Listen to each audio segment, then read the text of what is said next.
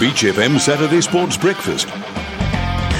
Welcome back to Beach FM Sport with Damian, and it is time to talk a bit more softball now. And I'd like to welcome into the show the White Sox coach, Gabriel. G'day, Roman. Hey, Damian. Thanks for having me, mate. Thanks for coming on, mate. I really appreciate it. I've been following softball for a long time, and it's cool to see the change that we've got in the game at the moment, where I think we're progressing in the right direction. You've got a background. You've not just come on as the head coach of the White Sox team since December, but you got a pretty storied history, mate. So first and foremost, you are a world champion, 2004, with the Black Sox. Tell us, what do you remember fondly about your playing days wearing the silver fern? Yeah, so it's definitely a lot of fond memories there, Dean. So I was fortunate enough to debut in '95 on the North American tour with those guys, and that was my first experience, 30 days of ball, about 30 games in 30 days. It was a pretty tough schedule, but loved it, absolutely loved it. I was a bit, gun shy, and look, there were some legends in that team that I idolized growing up, and I was fortunate enough to play with them this time. So a little bit overwhelmed, I think, the first time round. But, as you get involved and you get a little bit more comfortable, you can start to express yourself a little bit more, and then get a little bit more comfortable in that environment, and you actually enjoy it a lot more once you get a bit more comfortable.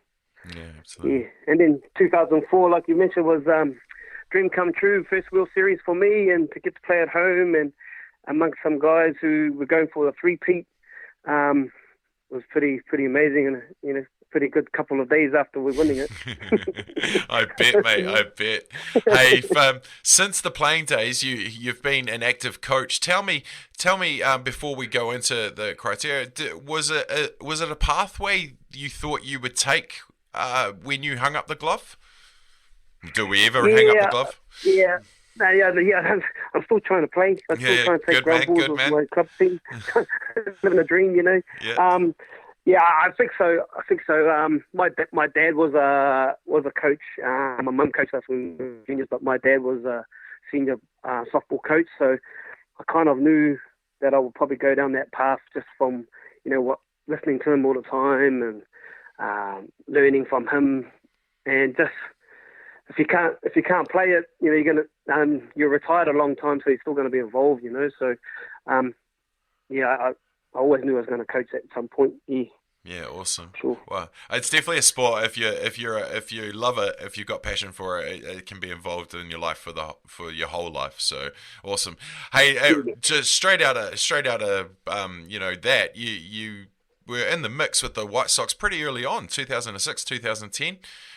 You were the assistant coach. How was that going from playing to that level? Yeah, so I just helped out with a couple of their camps leading into the 2006 Worlds, and then just being like an infield specialist for them. And then pretty late into their campaign leading into the Worlds, the assistant coach, Dean Rice, had to pull out for personal reasons. So they asked me to jump on that. And so obviously, if you get an opportunity like that to represent your country in any form, you're going to say yes. And kind of didn't look back since. That was with Mike Walsh. Yeah. It was a really, really good campaign. I really enjoyed it. And then stayed in that program until 2010 when Dean Rice came back and he went as head coach. Right. So, yeah, that's how that came about. Mike Walsh would have been a good one to learn from in a coaching aspect. Oh yeah, for sure. So I had him at my debut in '95 with the Black Sox. So so I learned as a player from him, and then standing by him as a coach. There's a lot of experience, a lot of knowledge there, and we became actually pretty close. We are now still real good mates, and we talk all the time. And I was trying to put my name forward for this White Sox. Obviously, ring him and get some advice on what to do or what am I looking at, and what happens in the background that you kind of don't know when you're going for these kind of interviews. Yeah, of course. So yeah, he's been a huge help for me in my career. Outstanding, mate. Outstanding. Well, you did finish up there, and you took a step back, a bit of club coaching, etc. Provincial coaching, wasn't it? And then in December, you got the top job, and you're back with the silver fern on your hat, mate. What were the feels getting that responsibility of our senior women's team? To be honest, I was really nervous going into the interview process. I was excited but really nervous about the whole deal, because I think it is a big deal. Yeah, it is. And then when you get the job, you look at yourself and you talk to your wife and go, shucks, we're actually doing this. We're really doing this. So, because it's been on the tables, in the back of the mind for a little while. So, but once you're there, you kind of got to embrace it and take all the pros and cons that go with the job, and just hopefully we can get what we want out of it for the next few years. Outstanding, mate.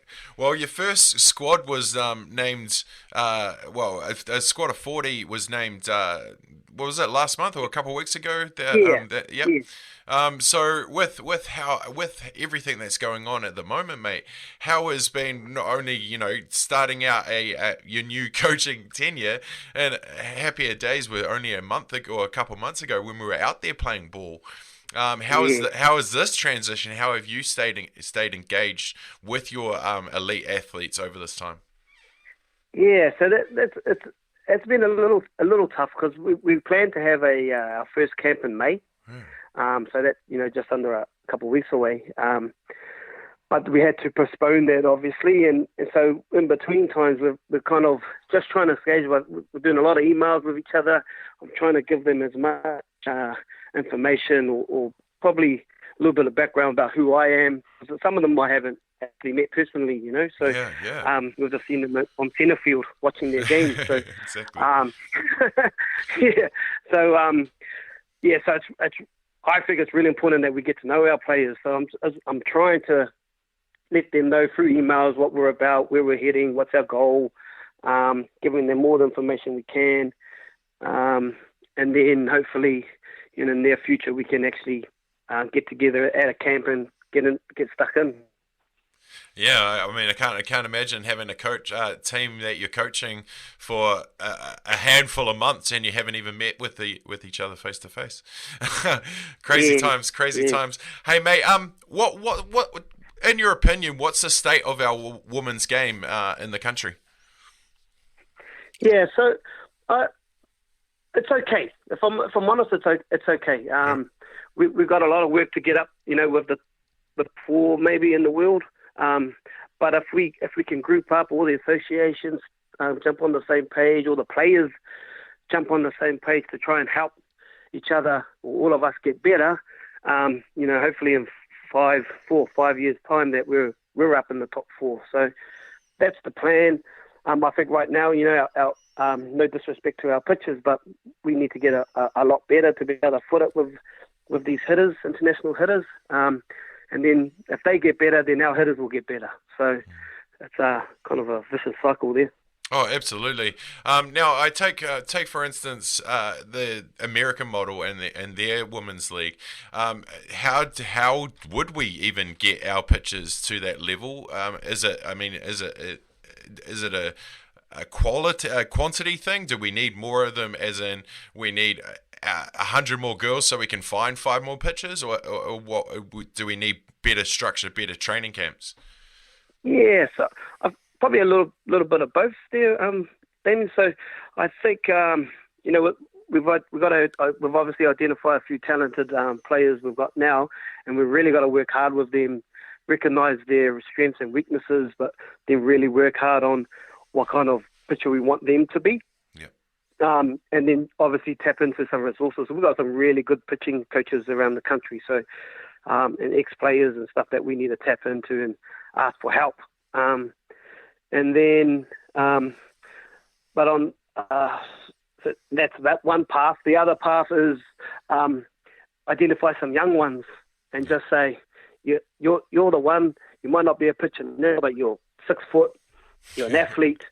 Turn her into a pitcher. And that's another path that we could go down, or probably we should go down. Mate, what's obviously, the typical answer would be to win a world championship, but what's your biggest goal in the role? Yeah, so you're right there. You always want to win, but my biggest goal is to get to the 228 Olympics. Yes. That's if I can keep the job that long. But that's the goal. We might not win right now. We might not win next year, but the ultimate goal is to win in about 4 or 5 years' time to qualify for that. To say that we're legitimate contenders for that kind of level, and then obviously when you get to Olympics, you soak it all up, and then anything can happen in a game of ball. That's the one, mate. On a given day, that's the one. Hey, mate. Lastly, what's the thing you're most excited about this role? I think just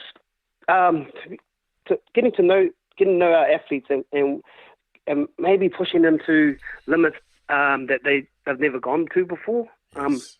I'm really excited about getting in there as a group and making ourselves better, like as a group, not individually. Just I want 600 athletes say I want to play for New Zealand, and it gives myself, Donny and Millie a tough job to pick 17 to go away on any trip. So that's what I'm excited about. Just trying to build our game and hopefully that we're getting some 12-year-olds, 13-year-olds that shucks, I want to play for that team. I want to play for that team. So yeah, that's what I'm excited about.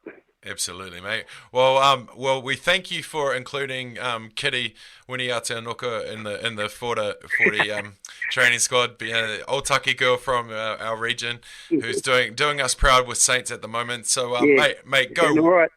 She's doing all right. She just wants to be out there, and that's the cool thing about it. So, mate, go well. Look after your bubble. All the best with the role. I look forward to you getting some actual training and some game time under your belts, and us catching up about that as well. Awesome. Now, thanks for having me. And same to everyone. Stay safe. Keep calm and stay safe in your bubble.